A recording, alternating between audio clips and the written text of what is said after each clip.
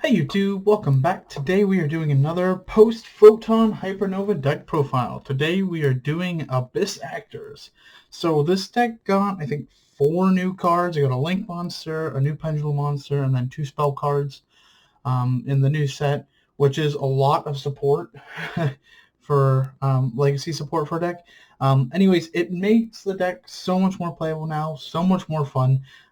It can end on a pretty nutty first end board. It doesn't do much, but it can pretty much wall 5 monsters with like a non-target 2 double compulse.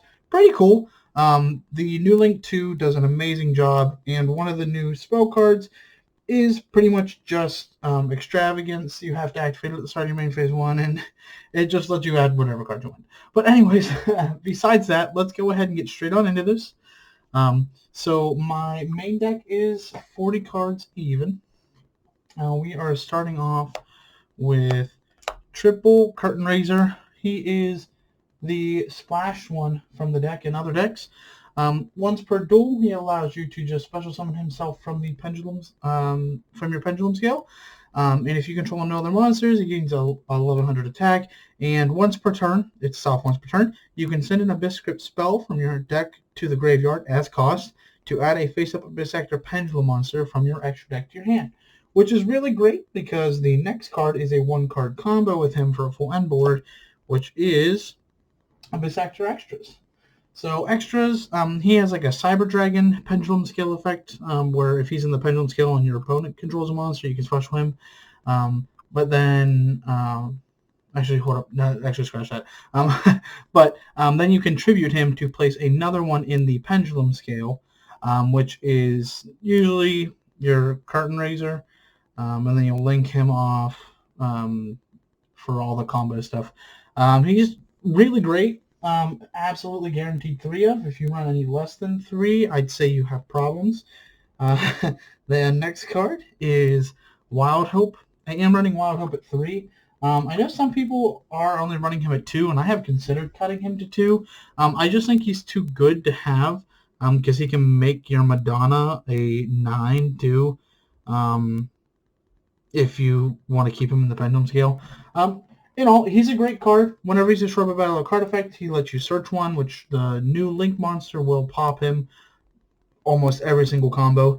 And then you can make him gain attack for each Abyss Actor monster you control with different names. And then, like I said, his Pendulum effect when he's in the scale allows you to target the other one to make it scale 9. Another card I've considered cutting to 2 is Comic Relief. This card's really funny. I love taking boss monsters with it. So his Pendulum effect is you can target a monster your opponent controls and Abyss Actor monster you control, control them, so it's a creature swap, and then he destroys himself. So he goes to the extra deck. His monster effect, though, you can during the standby phase, you can he passes control over to your opponent, and then whenever control of it changes, the owner of the card, so the person playing the deck, they get to pop one of their set Abyss scripts, so it progs their effects because it's an opponent's card effect. And I think you don't take damage from attacks, right? Yeah, you don't take you don't take battle damage from attacks while he's this card. So if you want to put him in attack, you can, but he's got 2k booty, makes it harder to swing over. And then the next card, sorry, got sidetracked for a second. Next card is Superstar, only running 2. I would really like to run 3 because it is your biggest monster besides Evil Heal. I'm not running Evil Heal though, so this is my big one. So Superstar has a very important effect for your combo. So Superstar, your opponent can't activate spell trap cards whenever it's normal special summoned. So if you pen summon it, your opponent can't do anything with it, do anything to your pen summon. And then once per turn, you can set an Abyss Script directly from your deck and then send it to the graveyard in the end phase, which is normally your Abyss-tainment, because it'll set 2 other cards and whatnot. Pretty standard. Don't really use its Pendulum effect at all. It targets an Abyss Script in the grave by tributing an Abyss Actor to add and adds it back to your hand. So it's not really the greatest. Mellow Madonna, absolutely insane card, and It is so good. So Mellow Madonna, you normally use it for the pendulum effect, but I do run 2 because I want to see. I want to try to get one on the field because her on-field effect's really good too. So you can pay 1,000 life points and add an Abyss Actor Pendulum monster from your deck to your hand, but it does lock you in to just Abyss Actor Pendulum monsters. So she's one of the last things you do. You normally use her effect after you bring out your Link 2 guy anyway, so you don't really have a problem with that. And then, where is it? And then there's a stipulation saying that even if it leaves the field. And then, so she gains 100 attack when she's in the monster zone for each Abyss Script spell in your graveyard. And you can only use each of the following effects of her once per turn. She's got 2, if you can't tell by the bullets here. First effect is when a pendulum monster you control is destroyed by battle, you can special summon her from the hand. And then if an Abyss Script spell or effect is activated, you can special summon a level 4 lower Abyss Actor Pendulum monster from your deck, but return it to the hand during the end phase. So normally if you have her in hand when you're doing the full combo and you're using Abyss-tainment to pop stuff to set ones from grave, the first time you do it, you're going to summon another one from deck, and you're just going to pop it. That way you can keep your board. And I am running the 1 Sassy Rookie. I think it's just a really good card, especially because of Super Producer. Sorry, I'm just trying to make some room here. So Sassy Rookie Pendulum effect is the most used one. If Abyss Actor Pendulum, Abyss Actor monster or monsters you control be destroyed by battle or opponent's card effect, you can destroy this card instead. And then the first time it would be destroyed by battle or card effect, it's per turn each battle or card effect return. It's not.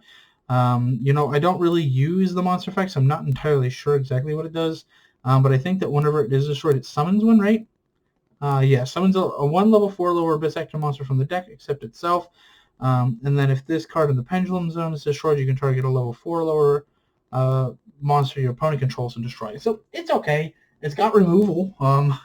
Not like you really need it because we have really searchable removal and settable removal. Now that is actually it for the Abyss Actor monsters of all the pendulums that I'm playing in the main deck.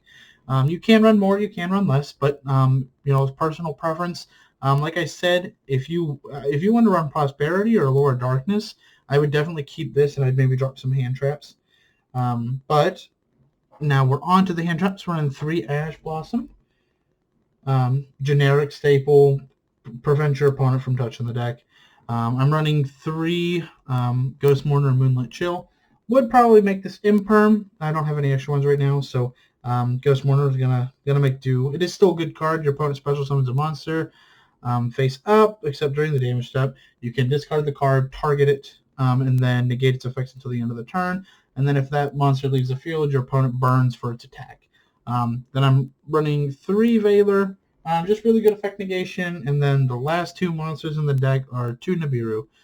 If you wanted to make Ghost Mourner 2 and make this 3, or Veiler 2 and this 3, or anything, this is just my list. I think this is probably one of the best lists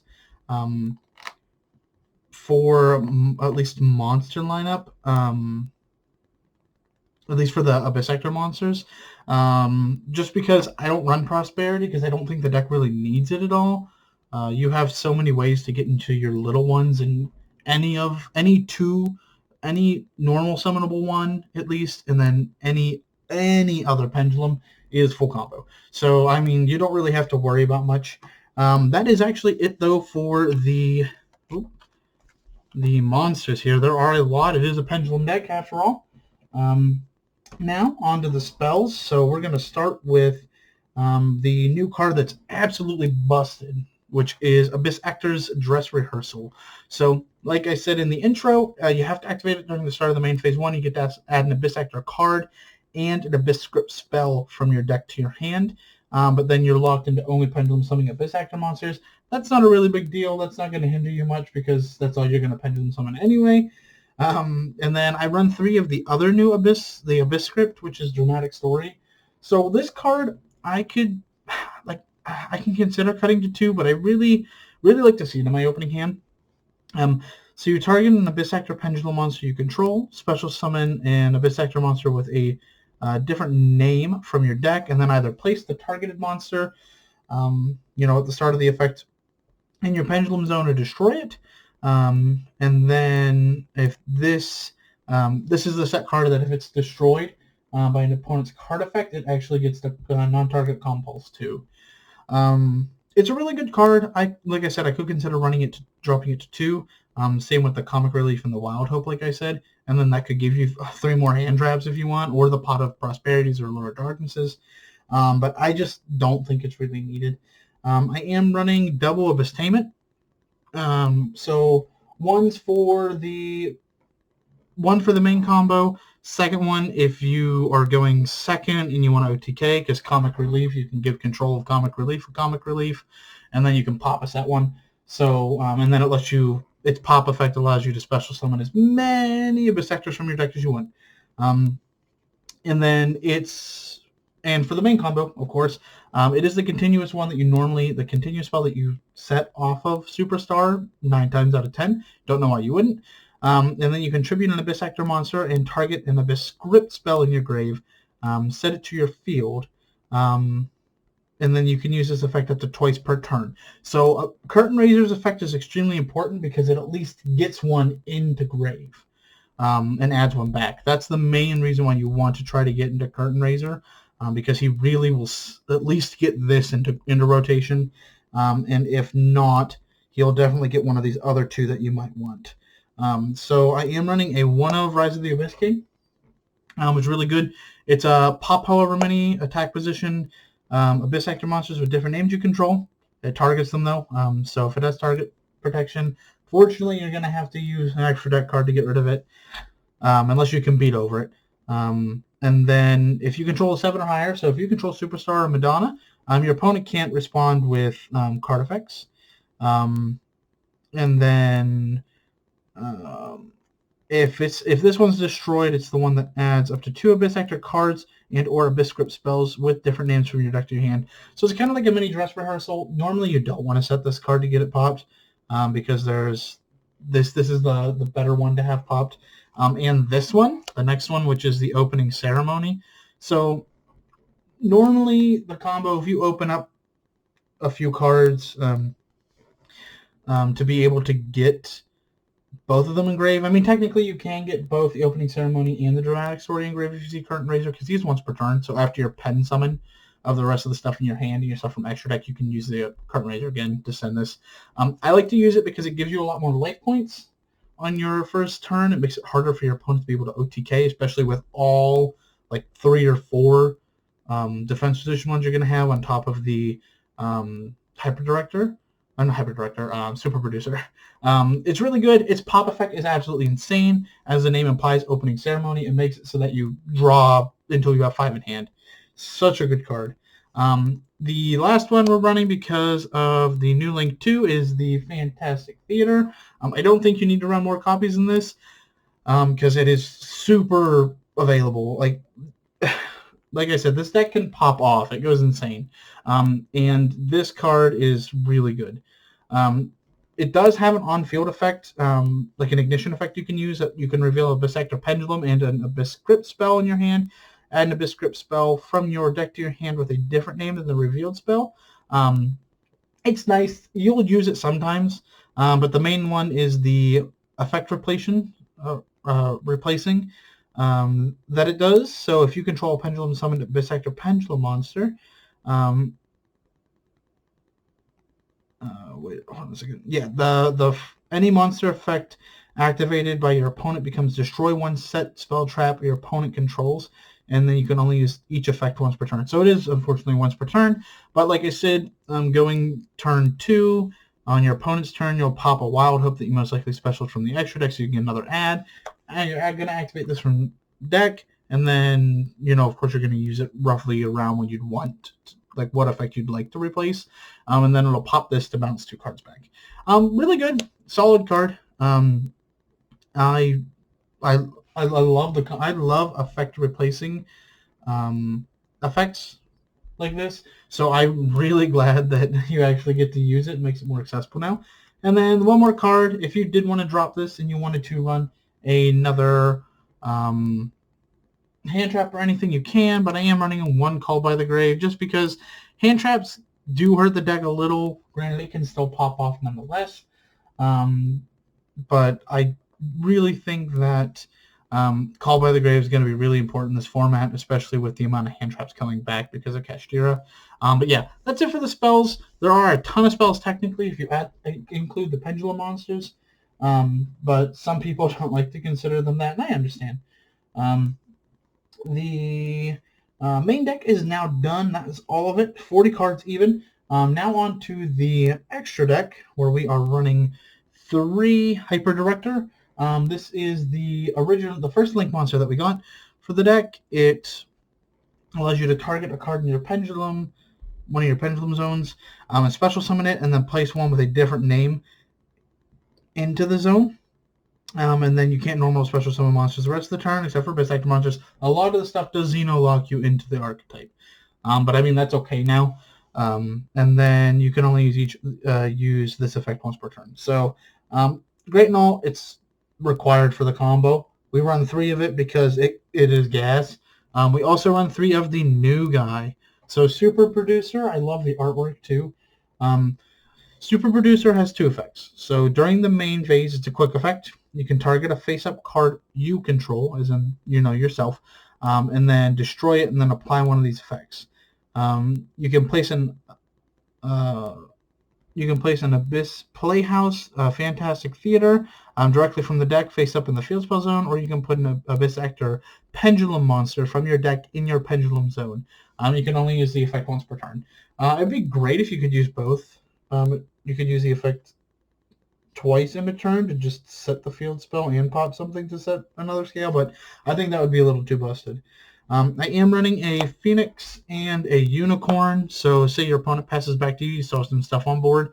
Your Pendulum Summon does not lock you into the Abyss Actors. So you can Pendulum Summon all that stuff out, and then you can just link away stuff to, try to get stuff cleared on the board. Pop spells and traps, spins good targets. I mean, what can you say about that? I am running a Borreload Dragon. I do have a Borreload Savage Dragon, but I have no idea where I put it. So that's what I wanted for this deck, just to help OTK a little better. You could make it Abermax, make it harder for your opponent to get over it, but I mean that's at least what I'm doing right now. And then for the last link, helps you get rid of big boss monsters. We are running one of the Goddess of the Closed World. Self-explanatory. Whenever she's summoned, she gets to negate the effects of all face-up opponent's monsters they can currently control, and then it's unaffected by card effects unless it targets it, which is kind of funny. And then I think she has another effect. When your opponent activates a card or effect that special summons a monster from the graveyard, you just get to negate the activation. Really good card. I like it a lot. Helps get rid of really big boss monsters, like the Arrival guy, Arrival Cyberset Ignister, and whatnot. Besides that, though, you can go into this play, which is the next one, which is a Utopia and the Lightning. Helps beat over big boss monsters, goes to 5k. So if you wanted to put double or nothing in here, you could. I just don't think you really need to. There are a few level 4s in the deck that you run.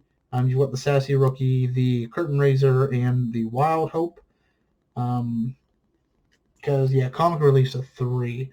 Yeah, so you can't do that. And then for the last 3 cards of the extra deck, one Odd-Eyes Absolute Dragon, because you can easily make it with Superstar, and then the Vortex Dragon.